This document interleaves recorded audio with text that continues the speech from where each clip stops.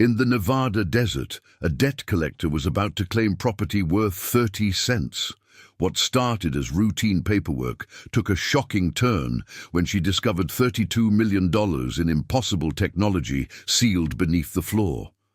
Evelyn Ross wasn't your typical bill collector. For 7 years, she had spent her life chasing debts others wouldn't touch, known for her willingness to go where no one else dared. When she encountered a mysterious auction notice with her name already printed on it, she had no idea she was walking into a trap designed by men who'd waited 2 decades for this moment. Ross followed the paper trail that would lead to a choice between fortune and conscience. What began as a fraudulent 30-cent debt would become a fight for humanity's future.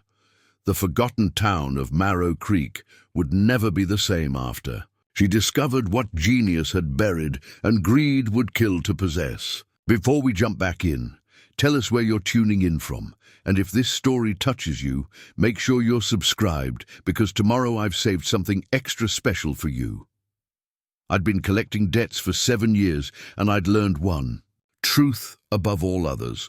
Nobody spends money to chase pennies unless those pennies lead somewhere valuable. The notice arrived on a Tuesday, delivered by a courier who wouldn't meet my eyes. The paper felt too expensive for the amount listed. 30 cents. The debtor: Western Frontier Rail Holdings, last known address in a settlement called Marrow Creek, Nevada. I held the document up to the window light of my rented room above the general store. The official seal looked genuine, too genuine.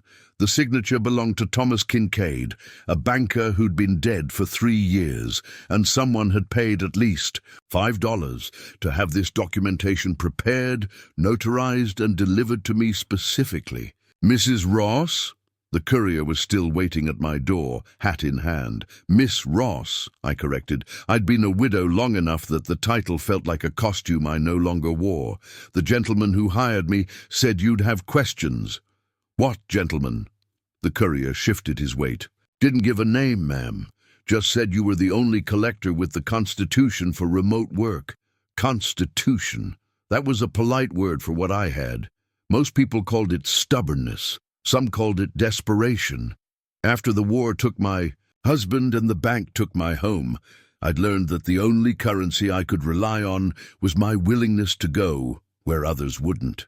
Tell your gentleman that I'll investigate, I said. But I don't work for free, regardless of what this paper says I'm owed. The courier handed me an envelope. Inside were 10 silver dollars and a train voucher to Copper Springs, the last station before the desert swallowed the railway whole. I packed light: 3 days' worth of hardtack and dried meat, a canteen, my late husband's revolver, and a leather journal I used to document my collections. Years ago, I'd thought keeping records would protect me. Now I knew better. In this business, the only thing that protected you was being forgettable. The train to Copper Springs took 18 hours. I watched the landscape transform from cultivated fields to scrubland, to an emptiness so complete it felt like the earth had given up trying. Other passengers disembarked at each small station, until I was alone in a rattling car with nothing but dust motes dancing in the afternoon light. At Copper Springs, the station master looked at me like I'd announced plans to walk to the moon. Marrow Creek. He removed his spectacles and cleaned them slowly, the way people do when they're deciding how to tell you you're a fool. That line's been closed for near 20 years, miss. Nothing out there but ghosts and sand. How far? 30 miles due west. But there's no passenger service, no freight runs. That depot died when the silver mines dried up. Can I hire a wagon? He studied me with the frank assessment of a man who'd seen too many dreamers head into the desert and too few return. He'd got a mare that's too old for heavy work but might get you there. 50 cents a day plus deposit. I paid him from the mysterious envelope and set out at dawn. The desert had a way of making you feel small. Not the smallness of humility, but the smallness of irrelevance. The sky stretched forever, pale blue fading to white at the horizons. The only sound was the mare's hooves on packed earth and the wind that tasted of copper and time. I found Marrow Creek just before sunset. The town wasn't a town anymore. It was a confession of failure, written in collapsed roofs and sun-bleached wood. A single street led between buildings that leaned like drunks against each other. Windows stared blindly. Doors hung from broken hinges, and at the far end of the street, dominating everything else like a cathedral in a village of hovels, stood the train depot. It was massive, 3 stories of dark timber and stone that seemed to absorb the dying light rather than reflect it. The architecture was too grand for this location, too permanent for a town that had clearly been temporary. The main entrance was sealed with heavy planks, but the building itself appeared intact. No collapsed sections, no obvious fire damage, just closed. I tied the mare to a hitching post that looked steady enough and approached on foot.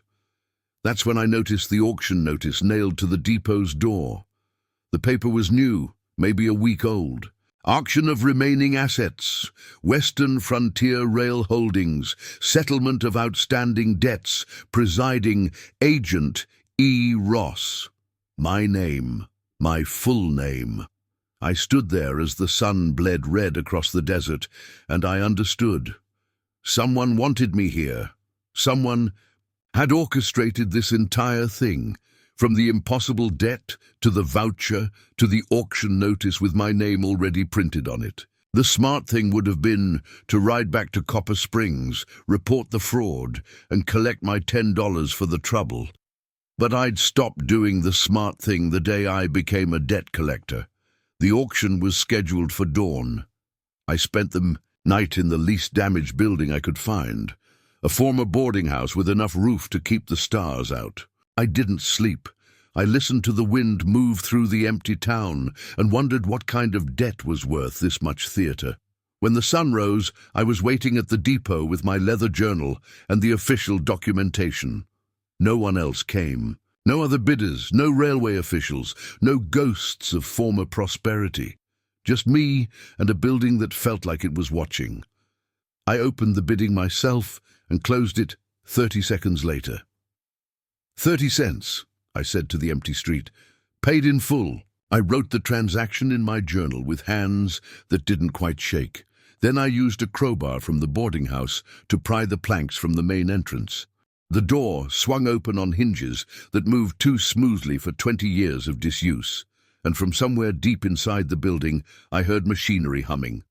The first thing I noticed was the smell, not the expected mustiness of abandonment, but lamp oil and furniture wax, the scent of a place that was maintained, inhabited, alive. I stepped inside, and my eyes needed a moment to adjust to the dimness. When they did, I stopped breathing. The depot's interior was pristine. Wooden benches sat in orderly rows, their surfaces polished. A ticket counter stretched along one wall, its brass fixtures gleaming. Oil lamps hung from the ceiling, and several were burning low, as if someone had lit them recently and simply walked away.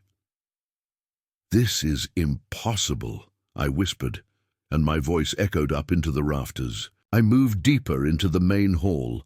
My boots on the floorboards were the only sound aside from that persistent mechanical hum, coming from somewhere below or within the walls. The rhythm was steady, purposeful. Not the random creaking of old wood, but something deliberate. The ticket counter held a ledger book, still open. I approached it carefully, as though it might vanish if I moved too quickly. The last entry was dated March 15th, 1887, 20 years ago, almost to the day. The handwriting was precise.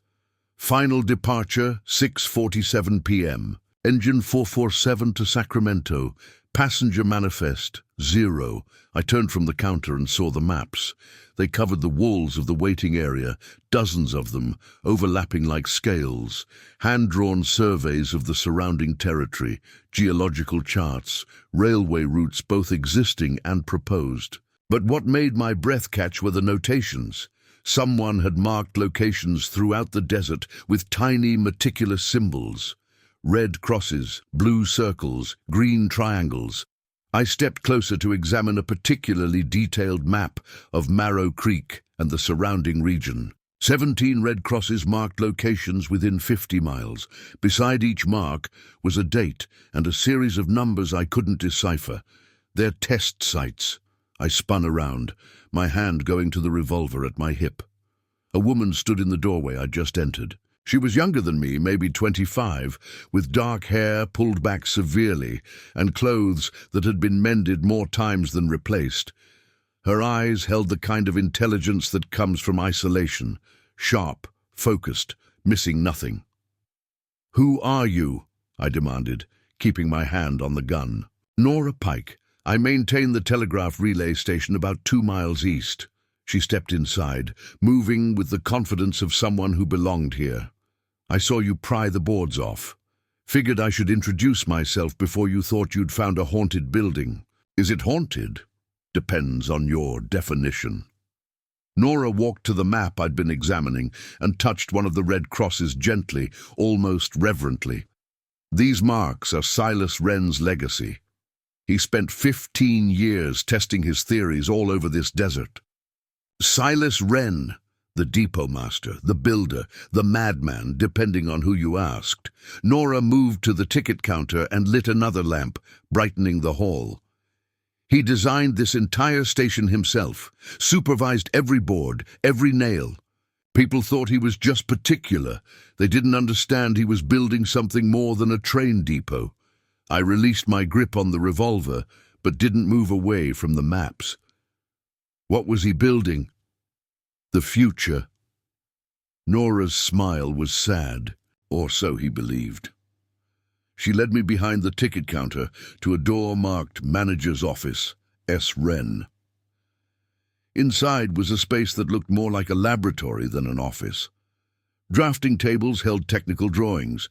Bookshelves sagged under the weight of engineering manuals, journals, and what appeared to be hand-bound research notes. In the corner sat a phonograph with a stack of wax cylinders, but what dominated the room was a massive cabinet built into the wall, sealed with a lock that looked more appropriate for a bank vault than a railway office. "I've tried to open that for 3 years, Nora admitted, "ever since I started maintaining this place." "Why maintain it at all?" I asked. "If the railway closed 20 years ago, why keep the lamps filled and the floors swept?" Nora was quiet for a moment, running her fingers along the spines of Wren's journals. "Because something here still works.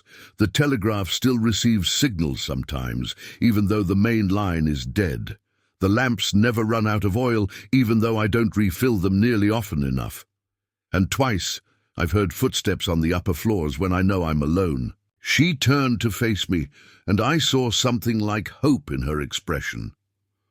"When I heard someone had finally come to claim the property, I thought maybe you'd been sent to finish what Wren started." "I'm a debt collector," I said flatly. "I was sent to collect 30 cents. 30 cents! Nora laughed, but it held no humor. "The cost of Wren's last telegraph message before he vanished. He sent it to the U.S. Railway Commission, telling them his work was complete. They charged him 30 cents for the transmission and never responded." I looked at the sealed cabinet, at the maps on the walls, at the journals filled with what might be genius or might be madness. "What kind of work?" "I'll show you something," Nora said. She moved to the phonograph and selected a cylinder with careful hands. Wren recorded his thoughts. "I've listened to some of them. This one explains everything, or at least it tries to." She set the cylinder in place and cranked the machine. After a moment of crackling static, a man's voice filled the room. It was educated, measured, tinged with an enthusiasm that bordered on obsession. June 3rd, 1886. Project Iteration 47. "Today I witnessed what no man has seen since creation itself. Energy that sustains without consumption. The prototype.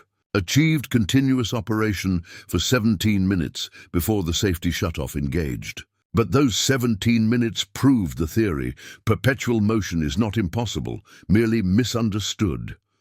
The recording crackled. Wren's voice continued. They will call it heresy. The laws of thermodynamics, they'll say. Conservation of energy. But what if the energy isn't created or destroyed? What if it's simply redirected, channeled, convinced to serve rather than dissipate?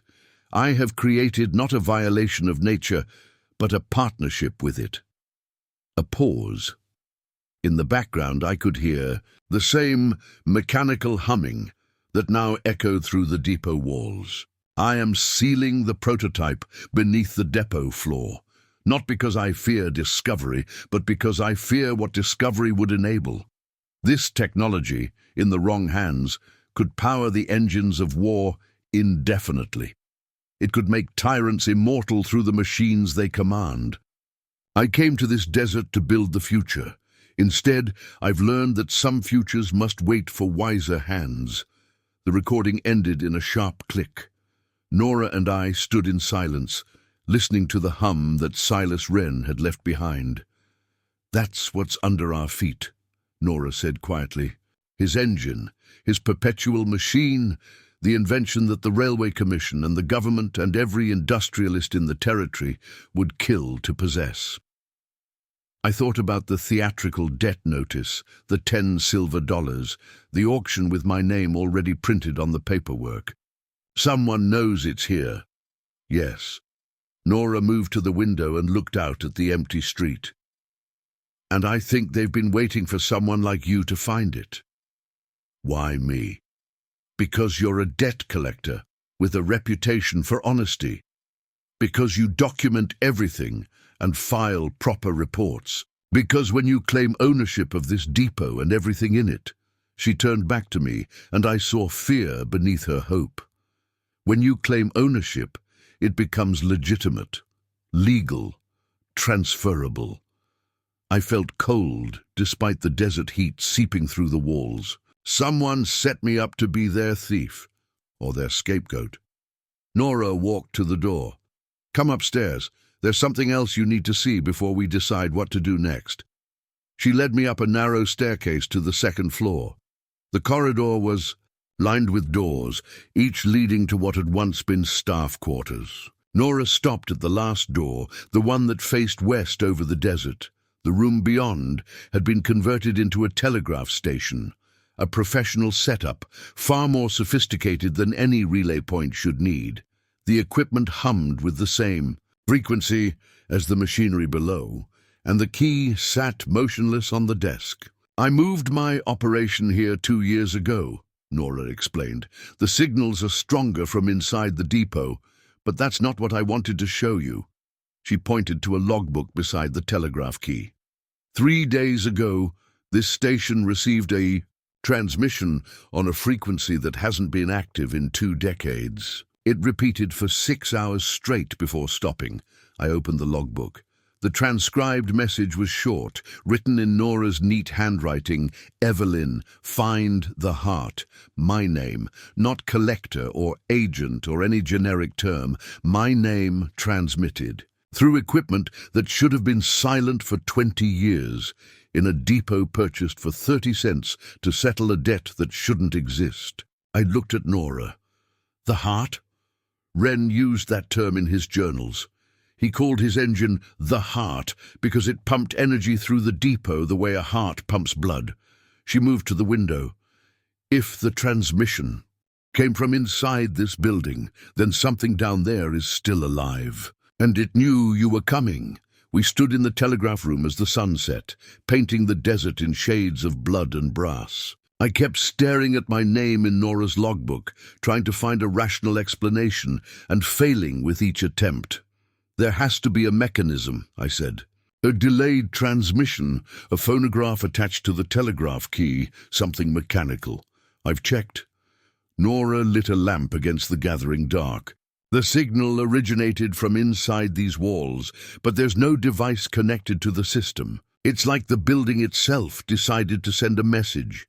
I didn't believe in haunted buildings or speaking machines. I believed in men with hidden agendas and technology used for deception. But belief didn't change the fact that my name had been transmitted through supposedly dead equipment. Where would Wren have hidden the entrance? I asked. To the sublevel, to his heart. Nora's expression shifted to something like relief. She'd been waiting for me to ask that question. The freight platform? It's the only place large enough to conceal a trapdoor capable of moving equipment. We descended through the darkening depot, our lamps casting shadows that seemed to move independently of our passage. The main hall felt different at night, not menacing exactly, but expectant, as though the building itself was holding its breath.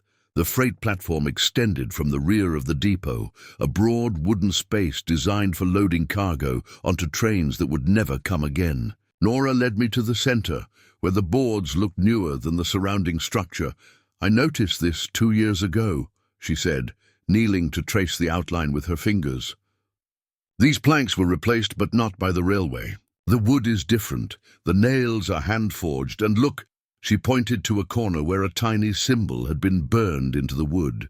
Wren's mark. He signed everything he built. Together we pried up the planks. Beneath them lay a trapdoor, secured with a lock that matched the cabinet in Wren's office. Complex, mechanical, designed to resist casual intrusion. I examined it in the lamplight. We'd need tools. Something to... The lock clicked open. Nora and I froze. Neither of us had touched it. The mechanism had simply released. Tell me you have a rational explanation for that, I whispered. I don't. Nora's voice was steady. But I saw her hand shake as she reached for the trapdoor's handle. But we're not going to find answers by standing here. She pulled, and the door swung upward on counterbalanced hinges that moved in perfect silence. Below us, a set of metal stairs descended into darkness. And from that darkness came the humming I'd been hearing since I entered the depot, louder now, reverberating up through the opening like a heartbeat. Evelyn, find the heart. I spun toward the telegraph room. The message was coming through again, the key clattering in that unmistakable rhythm of dots and dashes. Evelyn, find the heart before they arrive. Nora grabbed my arm. Before who arrives? The telegraph fell silent. In the quiet that followed, I heard something else, the distant sound of horses on the desert road. Multiple riders, moving at a steady pace toward Marrow Creek. I made a decision that I knew might be the last free choice I'd make for a long time. We go down. Now. Telling and preparing this story took us a lot of time, so if you are enjoying it, subscribe to our channel. It means a lot to us. Now back to the story. Nora didn't argue. She grabbed her lamp and descended into the sublevel, and I followed, pulling the trapdoor closed behind us. The stairs were steep and went deeper than I expected. 15 feet, 20. The walls around us changed from wood to stone to something that looked like poured concrete. Impossible for 1887 technology. But there it was. We emerged into a chamber that stole the breath from my lungs. It was vast. Easily 60 feet across, with a ceiling that rose 20 feet overhead. The space was filled with machinery that belonged in a fantasy or a fever dream. Copper tubes snaked across every surface, pulsing with a faint blue light that had no obvious source. Gears the size of wagon wheels sat frozen in precise positions. And in the center of it all, mounted on a platform of polished brass, sat a sphere roughly 4 feet in diameter. The heart. It was the color of mercury, but its surface moved like liquid while remaining solid. Patterns of light flickered across its surface in rhythm with the humming that filled the chamber. Wires connected it to every wall, every piece of equipment spreading through the room like veins. My God, Nora breathed. He actually built it. I walked closer, mesmerized despite my skepticism. The sphere seemed to pulse in response to my presence, the lights brightening slightly as I approached. What powers it? There's no fuel source, no steam engine, no... That's the point. Nora moved to a control panel covered in switches and dials. Wren believed he'd found a way to harness the Earth's natural magnetic field, the rotation of the planet itself. He wasn't creating energy from nothing. He was tapping into something that was already there. Around the chamber, I noticed workbenches covered with journals, blueprints. and what looked like decades of experimental notes. On one table sat a phonograph identical to the one upstairs. I approached it and found a cylinder already in place, labeled simply, "For the finder, Nora." I gestured to the phonograph. She wound it carefully, and Silas Wren's voice filled his hidden cathedral once more. "If you're hearing this, then you've found what I've protected for 20 years. The heart is stable, self-sustaining, and capable of generating enough power to fuel an entire city. But more importantly, it represents a principle, that humanity can work with nature rather than against it." A pause. The sphere pulsed brighter. I disappeared because the wrong people learned what I'd created. Government agents, industrialists, men who saw not possibility but profit. They would have taken this technology and used it to power machines of war, to enslave rather than liberate. So I became a ghost, and I let my invention rest beneath the desert until someone worthy found it. Another pause. "Longer this time. If you've opened this chamber, then events have been set in motion that cannot be stopped. The men who chased me are still out there, or their successors are. They will come for the heart. They will offer you money, threaten you with law, and ultimately try to take by force what they cannot claim by right." Wren's voice softened. "Protect this place if you can. Destroy it if you must, but do not let them have it. Some discoveries arrive before humanity is ready to receive them. This is one of those discoveries." The recording ended. In the silence that followed, I heard footsteps above us. Multiple people moving through the depot, their voices muffled by the floors between us. Nora extinguished her lamp. I did the same. In the darkness, the heart's blue glow was the only light, painting our faces in shades of cold fire. "They're here," Nora whispered. "The ones Wren warned about." I thought about the theatrical debt notice, the perfect timing, the way every element had guided me to this moment. I'd thought I was being set up as a thief, but standing in Silas Wren's impossible chamber, with men searching the depot above us, I realized the truth. I wasn't the thief. I was the guardian, and I had no idea if I was brave enough or foolish enough to play the role I'd been assigned. Above us, someone began prying up the floorboards of the freight platform. The heart pulsed faster, as though it could sense the approach of those who would claim it. And in that moment, I understood why Silas Wren had disappeared into legend rather than face what came next. The footsteps above us stopped directly over the freight platform. I heard voices, 2 men, maybe 3, discussing the replaced boards Nora and I had exposed. "Someone's already been here," one said. His voice carried the flat authority of a man accustomed to being obeyed. "Fresh lamp marks on the stairs," another added. "They're down there now." Nora's hand found mine in the darkness. Her grip was iron. I looked at the heart pulsing on its brass platform, at the decades of research surrounding us, and made a calculation that debt collectors learn early. Sometimes the only way to win is to control the negotiation. "Light your lamp," I whispered to Nora. "They'll know we're here. They already know." I struck a match and relit my own lamp. "But right now, they don't know what we've found or what we're willing to do about it." The trapdoor groaned open. Lamplight spilled down the metal stairs, and 3 figures descended into Wren's cathedral. The first man was tall and lean, dressed in a grey overcoat too fine for the desert. His eyes swept the chamber with the practiced assessment of someone cataloguing assets. Behind him came 2 younger men, broad-shouldered and identical, twins, I realized, wearing the rough canvas of hired muscle. But it was the man in grey who held my attention. He moved with the confidence of someone who'd already won, who viewed obstacles as merely temporary inconveniences. "Miss Ross." He removed his hat with a flourish that mocked courtesy. "What an unexpected pleasure to find you here. We've met." I kept my voice level, my hand near my revolver. "Lionel Graves, United States Industrial Commission." He produced credentials from his coat pocket. "I investigated the bankruptcy proceedings for the Hartford cotton mills last year. You were collecting debts from the workers' estate sales, as I recall," I remembered. He'd appeared at every auction, watching, making notes, buying nothing. "You didn't introduce yourself then." "I find it useful to observe before engaging." Graves returned his credentials to his pocket and turned his full attention to the heart. His expression shifted from professional detachment to something hungrier. My God, he actually completed it. This chamber is private property, I said. Mine, specifically.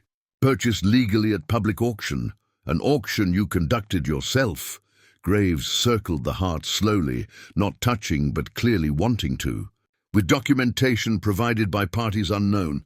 How very convenient, Nora stepped forward.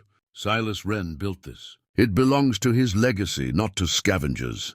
Silas Wren has been legally dead for 15 years, Graves replied. His assets reverted to the railway company, which subsequently dissolved. The property you purchased, Miss Ross, includes all fixtures and contents, he smiled, which makes this magnificent machine yours to sell.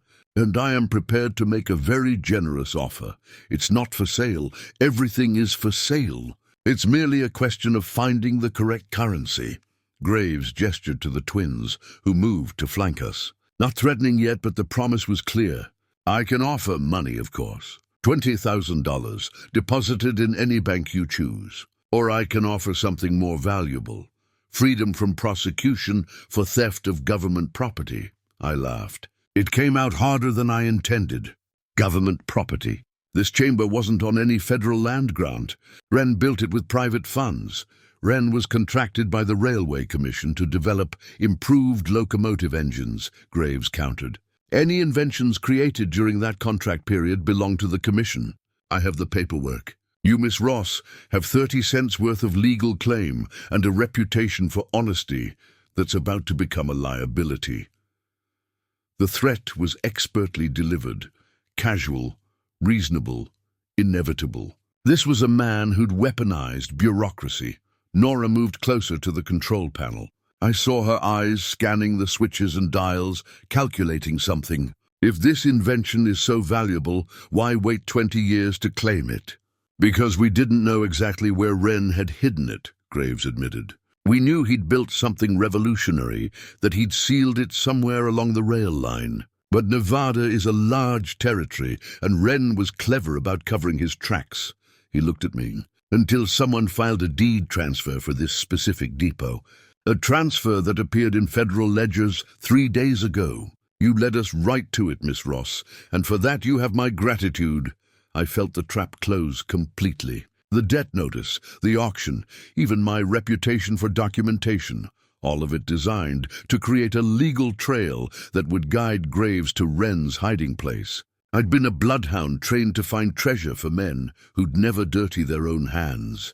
The heart is unstable, Nora said suddenly. Look at the venting system, the emergency shutoffs. Wren built in safeguards because he knew it could overload. Graves examined the machinery with new interest. Then we'll transport it carefully. Dismantle it piece by piece if necessary. You'll kill people, I said quietly. That's what Wren feared. This technology in the wrong hands, powering machines of war, creating weapons that never run out of energy. Or powering cities, Graves replied. Illuminating homes, running factories without coal or oil. Miss Ross, I understand you've romanticized Wren's paranoia, but progress requires courage. This invention could transform civilization. If you believed that, you wouldn't need hired guns to retrieve it. The twins shifted, hands moving toward their coats. Graves held up one hand, stopping them. I prefer negotiation to violence. But I will have this device, Miss Ross. The only question is whether you leave this chamber wealthy and free, or whether you leave it in chains. The heart pulsed brighter, responding to the tension in the room. On one of Wren's workbenches, the phonograph suddenly activated, playing without anyone touching it. Wren's voice filled the chamber.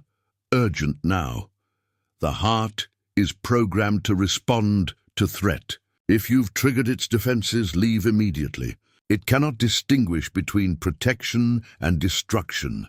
The sphere began to hum at a higher frequency. The blue light intensified, and I felt heat radiating from the copper tubes. Graves backed toward the stairs. What's happening? It knows, Nora said, wonder and fear mixing in her voice. It knows you want to take it.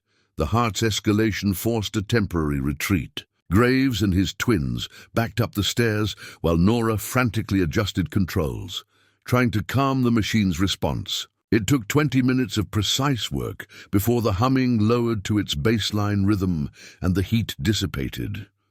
When we finally emerged from the sub-level, dawn was breaking over Marrow Creek. Graves waited in the main hall, sitting calmly on one of the polished benches as though he were a passenger awaiting a train. "An impressive demonstration," he said as we approached. "But it proves my point. That device is too dangerous to leave in amateur hands." "Amateur?" Nora's voice cracked with exhaustion and anger. "I've studied Wren's work for 3 years. I understand his systems better than anyone alive. You're a telegraph operator, Miss Pike. I have engineers with university training waiting in Copper Springs." Graves stood, adjusting his coat. "Miss Ross, I'm staying at the boarding house tonight. Consider my offer carefully. $20,000 and legal immunity, or federal prosecution for theft. You have until sunset tomorrow to decide." He walked toward the entrance, then paused. "Oh, and I should mention, I've wired the Railway Commission about our discovery. Additional agents will arrive within the week. Whether you cooperate or resist, the heart will leave this depot. I'm offering you the courtesy of profiting from the inevitable." After he left, Nora and I secured the trapdoor and collapsed against the ticket counter. "He'll take it," Nora said hollowly. "He has the law, the resources, the authority. What do we have? We have what Wren left us." I pulled out the deed to the depot, studying the language, and we have time to decide what that means. Over the next hours, we explored every inch of Wren's research. His journals revealed a man torn between genius and guilt, excited by discovery, but terrified of its implications. He'd seen the Civil War's devastation, watched technology serve slaughter. His heart was meant to be humanity's salvation, but he'd buried it rather than risk it becoming humanity's damnation. In one journal entry from 1886, Wren wrote, "I've created something beautiful and terrible. Like fire, like electricity, like every gift Prometheus stole from the gods. Its virtue depends entirely on the virtue of those who wield it. And I no longer trust us to be virtuous enough." As afternoon shadows lengthened, Nora made a discovery in Wren's technical notes. "There's a master control, a way to overload the heart deliberately, to destroy it completely. Where?" She showed me a schematic. "Here, in the control panel. But it requires 2 keys turned simultaneously. Wren designed it so no single person could make that choice alone." I stared at the drawing, understanding Wren's final safeguard. Even in death, he'd insisted that destroying his life's work required consensus, required at least 2 people agreeing that some futures should remain unborn. That evening, I walked the empty streets of Marrow Creek. The town was a monument to failed ambition, to the gap between what we hoped to build and what we actually achieved. Every collapsed building was a dream that ran out of money or luck or both. Was the heart any different? Or was it just a grander failure waiting to happen? When I returned to the depot, I found Nora at the telegraph station. "I've been monitoring signals," she said. Graves wasn't lying. "A government transport team leaves San Francisco tomorrow. They'll be here in 4 days, with equipment to move the heart. Then we have 4 days to decide. Decide what? Whether to accept Graves's money or refuse and go to prison." I looked at her. "Or decide whether Silas Wren was right. Whether some discoveries should stay buried." We spent the night in the sub-level, studying the heart with new urgency. Nora traced its systems while I read Wren's journals, searching for any option we'd missed. But every page confirmed what we already knew. The heart was complete, functional, and irreplaceable. If we destroyed it, we'd be burning 2 decades of genius. If we let Graves take it, we'd be enabling exactly what Wren had feared. Near midnight, Nora made a sound of surprise. "Evelyn, look at this." She'd found a hidden compartment beneath one of the workbenches. Inside were 3 items: a complete set of blueprints for the heart, a sealed letter addressed to the Guardian, and 2 brass keys on a chain. My hands shook as I opened the letter. Wren's handwriting was cramped, urgent. "If you've found this, you've chosen to stay rather than flee. You've chosen to protect rather than profit. I cannot tell you whether this choice is wise or foolish. I've made both versions of it myself. The blueprints are complete. Someone with sufficient knowledge could rebuild the heart from these designs. They've hidden copies in 3 other locations, ensuring the knowledge cannot be truly lost. The keys will destroy the heart if you believe that is necessary. I will not judge you for this choice. Sometimes the guardian must become the executioner. But know this, I built the heart believing in humanity's potential. I buried it fearing humanity's nature. Perhaps you, in your time, will find the balance I could not. Trust your conscience. And if you choose destruction, ensure the blueprints survive. Let future generations have the choice we could not make wisely. Nora read over my shoulder. He left us the decision. He left us the burden, I corrected. But I took the keys and hung them around my neck beside the deed to the depot. We emerged at dawn to find Graves waiting with the twins and 3 additional men. Miss Ross, your time is up. Have you reached a decision? I looked at the 6 men arrayed against us, at the rifles now openly carried, at the contempt beneath Graves's civilized veneer. I've decided that Silas Wren knew exactly what kind of men would come for his work, I said. And I've decided he was right to hide it from them. Graves's expression hardened. You're choosing prosecution over prosperity. How disappointingly predictable. I'm choosing principle over profit, which you wouldn't recognize if it wore a sign. Caleb Carter. Graves nodded to the twins. Secure the depot. Miss Ross and Miss Pike are to be detained until federal authorities arrive. The twins advanced. I drew my revolver. Nora moved to stand beside me, holding a heavy wrench she'd taken from Wren's workbench. You're outnumbered, Graves observed. And outgunned. This is theater, not strategy. Then let me set the stage properly.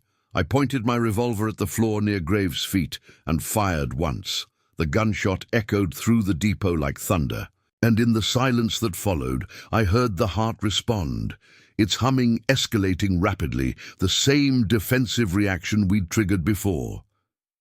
That machine is directly beneath us, I said calmly, and it's waking up angry. You want to test whether your federal authority means anything to a device that generates its own lightning.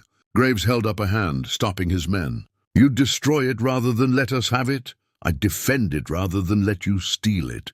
There's a difference. For the first time, I saw uncertainty in Graves's eyes. He'd expected greed or fear, not conviction. You're bluffing. You wouldn't dare destroy something so valuable. Try me. The heart's humming grew louder. The lamps along the walls began to flicker, brightening beyond normal capacity. One shattered raining glass. Then another. Graves's men backed toward the door. We're leaving, Graves announced, his composure fracturing. But we'll return with proper authority. You've bought yourself hours, Miss Ross, not salvation.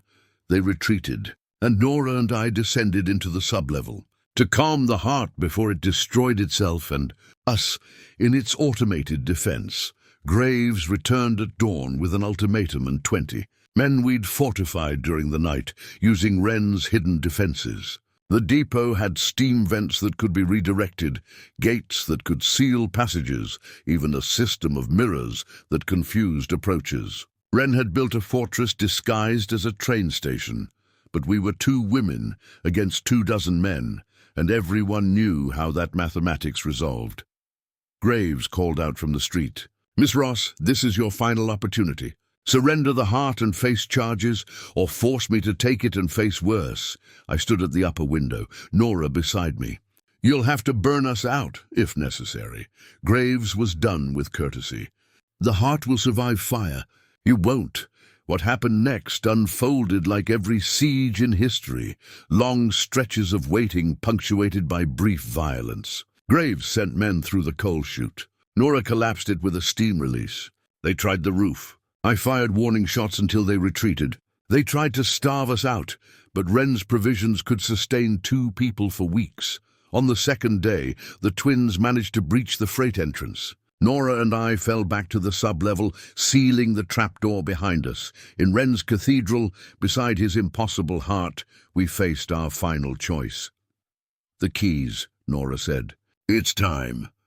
I looked at the heart pulsing with its cold blue light, at the decades of work surrounding us, at the future it represented, both glorious and terrible.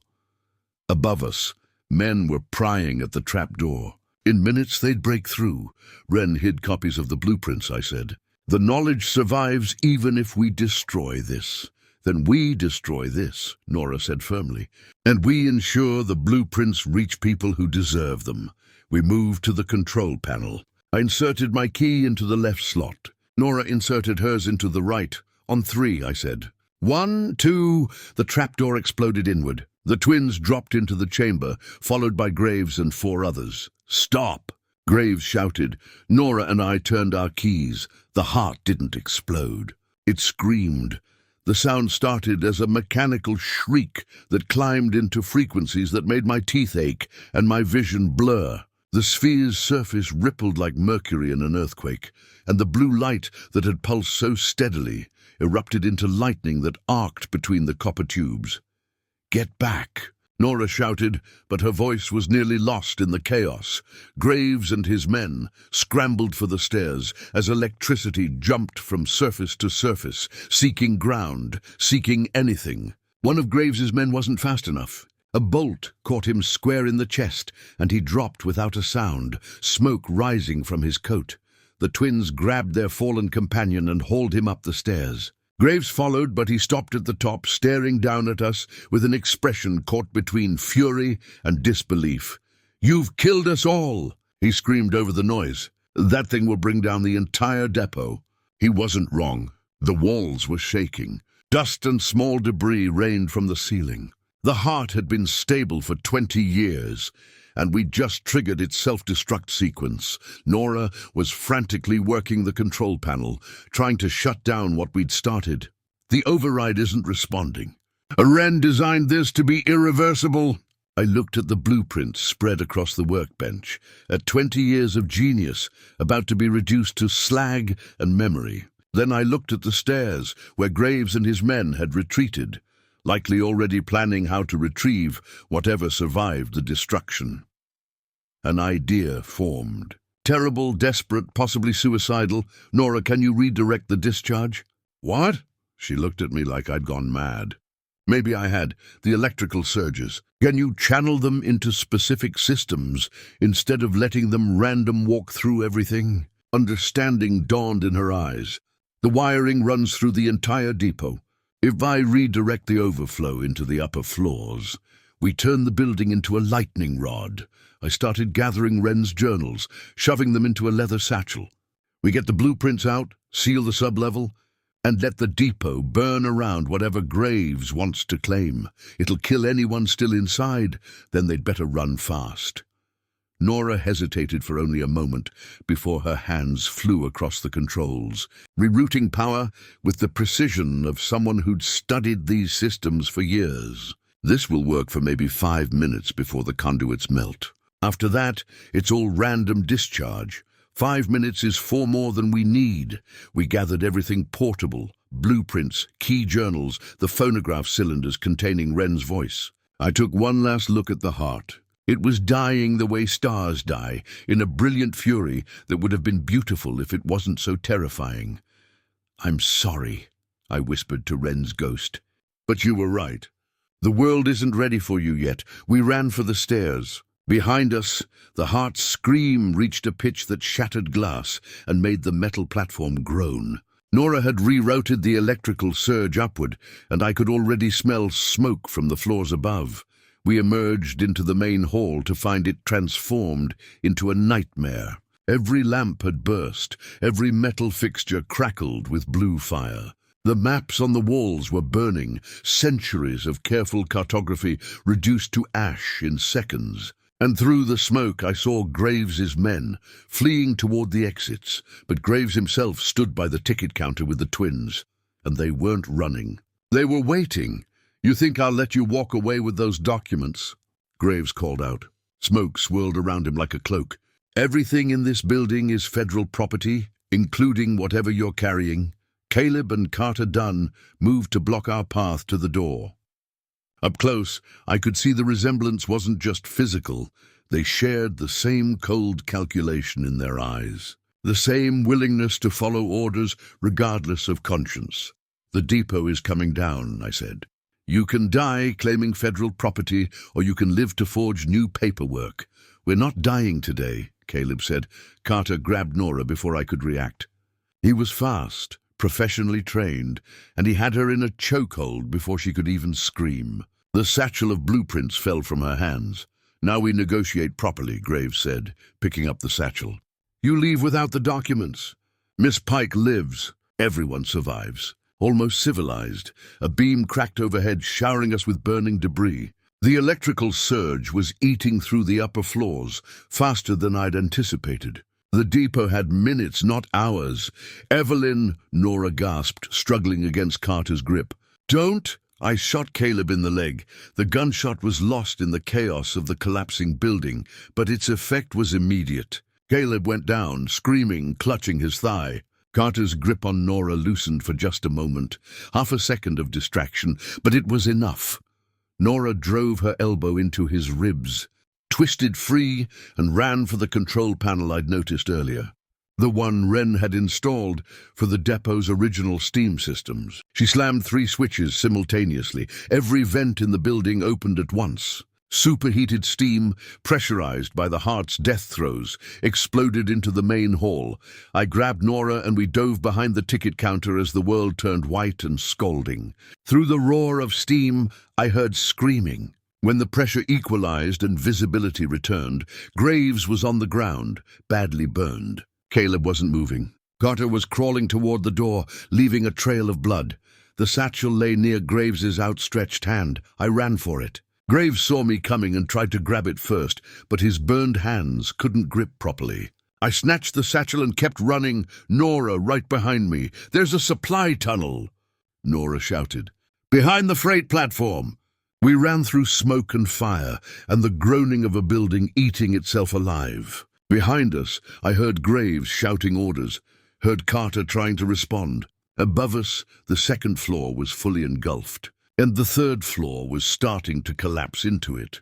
Nora led me to a narrow door I'd never noticed, half hidden behind stacked cargo that had sat untouched for 20 years. She threw it open, revealing a tunnel that sloped downward into darkness. "Wren built it as an emergency exit," she explained as we plunged into the passage. "It runs a 1/4 mile to the old riverbed." Behind us, the depot's death scream reached a crescendo. The heart finally detonated with a force that felt like the earth itself was ending. The shock wave knocked us forward, and I heard the tunnel entrance collapse, sealing us in, with nothing but forward as an option. We crawled and stumbled through darkness. Guided only by the faint light of a lamp Nora had somehow kept lit. The tunnel was barely tall enough to crouch in, reinforced with timber that creaked ominously under the weight of the destruction above. When we finally emerged into the dry riverbed, dawn was breaking over the desert. We turned to look back at Marrow Creek. The depot was gone. In its place was a crater still glowing with residual energy, ringed by burning timber and twisted metal. The rest of the town had been reduced to kindling by the shockwave. Smoke rose in a column visible for miles. "Is he dead?" Nora asked quietly. "I don't know." I clutched the satchel to my chest, feeling the weight of what we'd saved and what we'd lost. "But if he survived, he'll come after us. Then we keep moving." We did. We walked through the desert as the sun climbed. 2 women covered in soot and blood, carrying the last fragments of Silas Wren's dream. The mare I'd rented was long gone, either dead in the explosion or fled into the wasteland. We had no water except what remained in Nora's canteen, no food, and no clear destination except away. By noon, I heard horses behind us. We took shelter behind a rock formation and waited. 2 riders appeared on the horizon, moving at a steady pace that suggested they were tracking rather than searching. As they drew closer, I recognized the gray overcoat. Graves had survived, and he'd found horses. "How?" Nora whispered. "How is he still coming?" "Because men like him don't stop," I said. "They can't. The thing they're chasing is always more important than the cost of the chase." Carter Dunn rode beside Graves, his face wrapped in bandages but his posture still threatening. Of Caleb there was no sign. The steam or the collapse had claimed him. We ran. The desert offered little cover, but we used what we could: arroyos, sparse brush, the cruel geometry of heat shimmer that made distances deceptive. But horses are faster than people, and determination can't substitute for water and rest. Graves caught us at an abandoned telegraph relay station, a small adobe building that had once connected Marrow Creek to the wider world. It sat beside a dry creek bed, its poles still standing, but its wires long since cut by scavengers. We barricaded ourselves inside. It wasn't much: crumbling walls, a broken window, a single door. But it gave us a moment to breathe. "The blueprints," I said, opening the satchel. "How much did we save?" Nora sorted through the documents with shaking hands. Most of the power generation system, some of the control mechanisms, but the core design, the part that makes the heart actually work, we only have fragments, pieces without the whole. Could someone rebuild it from this? Maybe, in 50 years. With resources we can't imagine. She looked at me with exhausted eyes. But they couldn't weaponize it. Not without the complete schematics. Outside, Graves called out, "Miss Ross, I'm a reasonable man facing an unreasonable situation. Let's end this before more blood is spilled." I moved to the window. Graves sat on his horse 20 yards away, Carter behind him. Both men were injured but armed. "You destroyed federal property," Graves continued. "Killed a federal contractor. Those are hanging offenses. But I'm prepared to testify that the depot's collapse was an accident if you hand over what remains of Wren's work." "Why?" I called back. "So you can sell it to the highest bidder? So humanity can benefit from it." For the first time, Graves's composure cracked, revealing genuine passion beneath the bureaucratic veneer. "You think you're protecting the world by hiding genius? You're condemning it to darkness. That engine could have powered cities, fed millions, elevated civilization itself. It could also power weapons that never run out of ammunition," I shouted. "Ships that never need refueling. War machines that operate forever." Wren understood that. "Why can't you?" "Because I have faith in humanity's capacity for good. You're hoarding possibility out of fear. I'm protecting the future from people like you." The argument hung in the desert air, neither side convincing the other because neither side was entirely wrong. Nora touched my arm. "Evelyn, the telegraph poles." I looked where she was pointing. The relay station's poles still stood, connected by copper wire that ran toward the nearest junction. "Dead wire cut wire, but wire nonetheless. Can you rig something?" I asked. "If we had power—" She trailed off, then her eyes widened. "The blueprints. There's a design for a portable generator. Wren was experimenting with miniaturization. If I can build even a crude version, how long? 20 minutes. Maybe less." She started pulling components from the relay station's abandoned equipment. "But I'll need you to keep them outside." I checked my revolver. 4 rounds left? Against 2 armed men on horseback in open desert. 4 rounds meant 4 chances to be lucky, or 4 bullets wasted before the inevitable. "Graves," I called out, "I'll make you a deal. You leave Carter here and ride to Copper Springs. Bring back a federal marshal, proper documentation, legal authority. We'll wait. We'll surrender the blueprints to legitimate law. I am legitimate law. You're a contractor with credentials. That's not the same thing. I'm not leaving you here to escape. Where would we go? We're on foot in the desert with no supplies. You can track us forever." Graves considered this. I could see the calculation behind his eyes, weighing efficiency against paranoia, procedure against pride. "No," he finally said. "We do this now. Carter the door." Carter dismounted and approached the relay station. He moved carefully, watching the window, his rifle ready. When he reached the door, he positioned himself to the side and kicked hard. The door held. Wren had built even this forgotten outpost to last. Carter kicked again. The wood cracked. Behind me, Nora was working frantically, stripping wire, connecting components, muttering calculations under her breath. Whatever she was building, it looked like a child's toy assembled from scrap. The door splintered on the 3rd kick. Carter stepped back, rifle raised, waiting for us to emerge or resist. "It's ready," Nora whispered. "But I can't guarantee this will work. Will it work well enough? It'll either electrify that wire or explode in my hands." "Good enough. When I shoot, you activate it." I moved to the window. Graves was still mounted, watching Carter prepare to breach. The copper wire from the telegraph poles ran behind both horses. I aimed at the wire near Graves's horse, not at Graves himself. One shot to sever it near ground level. If Nora's device worked, the current would run through the wire, through the water table just beneath the desert surface, through anything touching that charged ground. I fired. The wire snapped. Nora activated her device. For a moment, nothing happened. Then the generator whined, the makeshift connection sparked, and electricity raced along the telegraph line. Graves's horse reared, screaming. The current had found the wet earth beneath the dry surface, turned it into a conductor. Graves fell, landed badly, and the horse bolted with the wire still trailing sparks. Carter's mount panicked and threw him into the charged zone. The smell of ozone and burned flesh filled the air.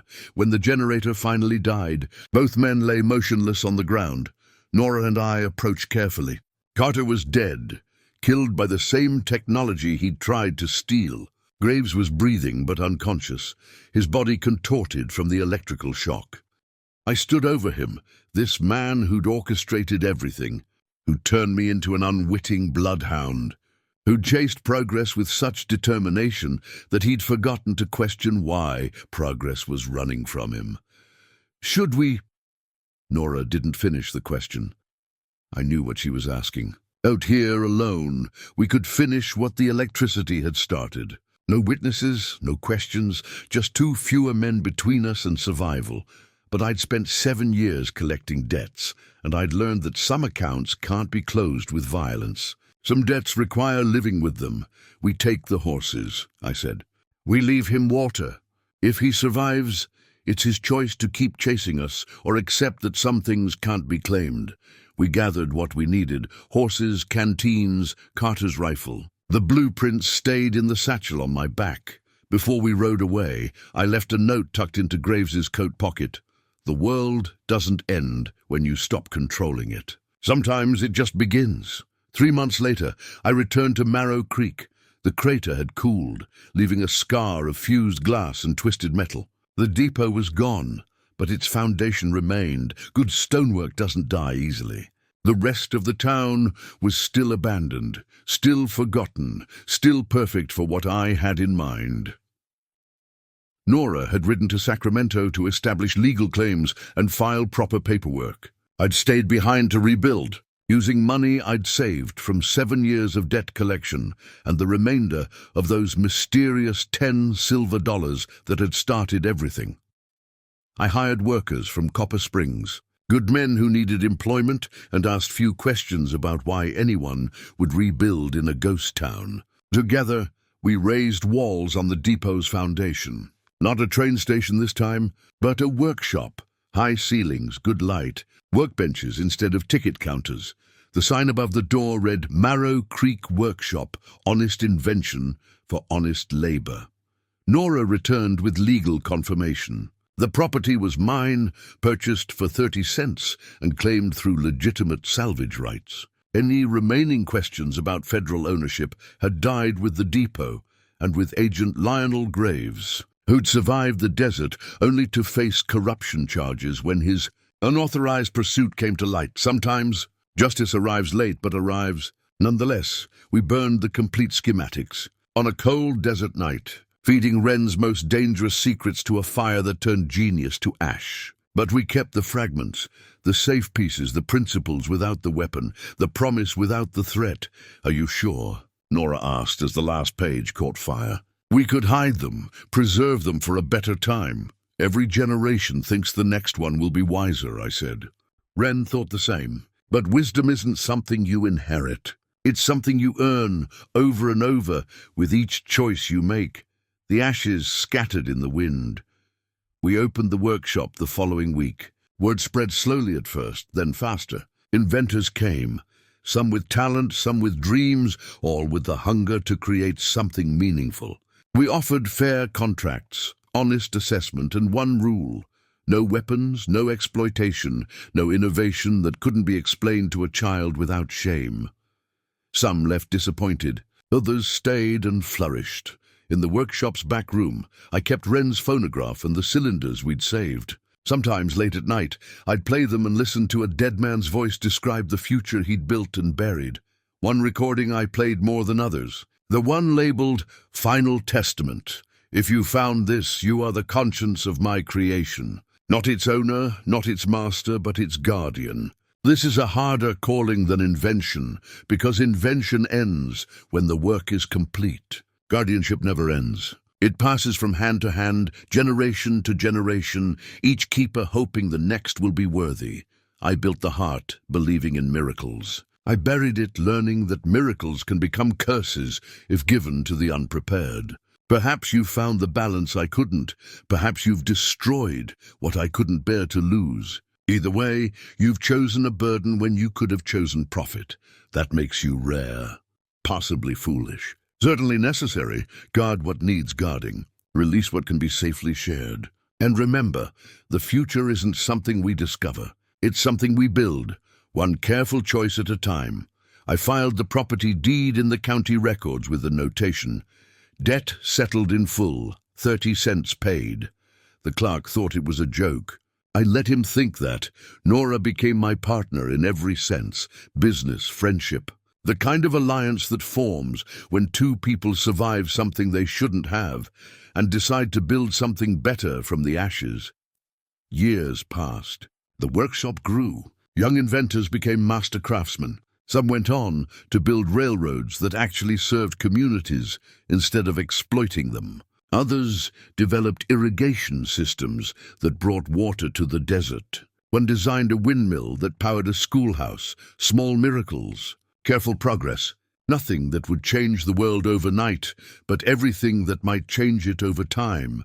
I never collected another debt. I'd learned that the things worth having can't be collected. They have to be built, protected, earned. And sometimes the greatest wealth is knowing what not to claim. On the anniversary of the depot's destruction, Nora and I would ride out to the crater. It was healing slowly, the way the earth heals all wounds given time. Wildflowers had started growing at its edges, fed by minerals the explosion had brought to the surface. Do you regret it? Nora asked one year. Destroying something so revolutionary? I thought about Graves's argument, about progress and faith and humanity's capacity for good. I thought about Wren's fear and his hope, about the thin line between salvation and damnation. I regret that we needed to, I said. But I don't regret that we did. That was as close to peace as I'd ever get. I lived in Marrow Creek for the rest of my life. The town never became prosperous, never appeared on important maps, never mattered to anyone except the people who built their dreams there. And that was exactly right. In my final years, I'd sit on the workshop porch and watch the sunset paint the desert in colors that had no names. Sometimes I'd remember the woman I'd been, the debt collector who'd traveled 3 days for 30 cents and found a fortune she couldn't spend. That woman had been tired, cynical, certain that the world was nothing but debts owed and accounts settled. This woman, the one I'd become, knew better. The world was also miracles protected, legacies guarded, and futures kept safe until someone worthy arrived to claim them. I came to collect 30 cents and found the cost of a miracle. The world wasn't ready for its future then. Maybe it still isn't, but someone has to keep the light alive. Until it is, someone has to guard the dreams that... Dreamers can't protect themselves. I bought a train depot for 30 cents and found my purpose in its walls. Not every treasure is meant to be spent. Some fortunes are measured in what you refuse to sell, in the principles you won't compromise. In the secrets you'll die protecting. Silas Wren built the future and buried it in the desert. I found it, understood it, and let it rest. That's not failure. That's wisdom, and wisdom, I learned, is the rarest fortune of all. Up next, we have 2 more incredible stories that are waiting for you. Just click the image you want to watch, and it will take you there. If you enjoyed this video, make sure to subscribe. It would mean a lot.